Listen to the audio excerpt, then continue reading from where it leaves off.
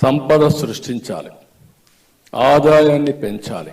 ఈరోజు మీరు చూసినప్పుడు మెడికల్ కాలేజీలు కూడా కొంతమంది కావాలని రాజకీయం చేసే పరిస్థితికి వస్తున్నారు. ఏదైతే ఈరోజు ఒక రోడ్డు ఉంది, రోడ్డు మనం ఏం చేసేది పీపీపీ మోడల్లో చేస్తాం. 10-15 సంవత్సరాలు వాళ్ళు రన్ చేస్తారు, రన్ చేసి మళ్ళీ ప్రభుత్వానికి అప్పచెప్తారు. రేపు మీరు గుర్తుపెట్టుకోండి, ఎక్కడ దీని కింద ఇచ్చినా కూడా ప్రభుత్వ పాఠశాల పలాని టౌన్ అని పేరుంటుంది తప్ప ఎక్కడ మెయింటైన్ చేసే వాళ్ళకి చిన్న బొమ్మ వేసుకుంటారు. దాని మీద యజమాన్యం, దాని మీద పెత్తనం పూర్తిగా ప్రభుత్వానికే ఉంటుందని మరొకసారి ప్రజలందరికీ విజ్ఞప్తి చేస్తున్నాను. మీరు అంటే రోడ్ వేస్తాడు ప్రైవేట్ వాడు, 15 ఏళ్ళు రన్ చేస్తారు, తర్వాత ప్రభుత్వం కప్పేపుతాడు. అందులో టోల్ ట్యాక్స్ వసూలు చేస్తారు అనేది వదిలేశాడు. మీరు చూడండి ఎంత చాకచక్యంగా చంద్రబాబు గారు అందులో టోల్ ట్యాక్స్ అనే పదవి తీసి పడేశాడు.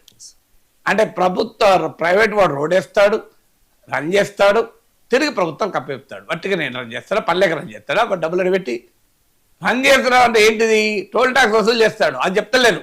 మీరు ఎంత చాకచక్యంగా ఉందో చూడండి.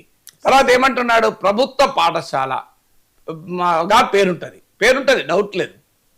చిన్న బొమ్మ వేసుకుంటాడు, రన్ చేస్తాడు, ప్రభుత్వం కప్పేది. ఎట్లా రన్ చేస్తాడు, మళ్ళీ టోల్ ట్యాక్స్ వసూలు చేయాల్సిందే కదా.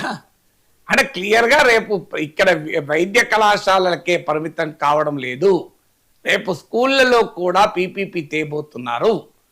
ఆ స్కూళ్ళలో పీపీపీ తెచ్చేటప్పుడు ప్రభుత్వ స్కూల్గా ఉంటుంది, ప్రైవేట్ వాడు రన్ చేస్తాడు, ప్రభుత్వం కప్పేపుతాడు. కానీ ఆ టోల్ ట్యాక్స్ అన్న పదం చెప్పరు. అంటే స్కూల్ ట్యాక్స్ ఫీజులు వసూలు ప్రైవేట్ వాడు చేసుకొని స్కూల్ రన్ చేస్తాడు. ఇప్పటిదాకా మీరు ఇస్తున్న అమ్మ ఒడి, ఆ తల్లికి వందనం ఇక ప్రైవేట్ వాళ్ళకి వెళ్ళిపోతుంది.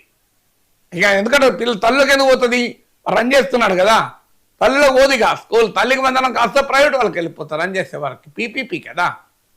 సో ఒక భావితరాలకు ఏం సినిమా చూపెట్టబోతున్నారో అర్థమవుతుంది కదా.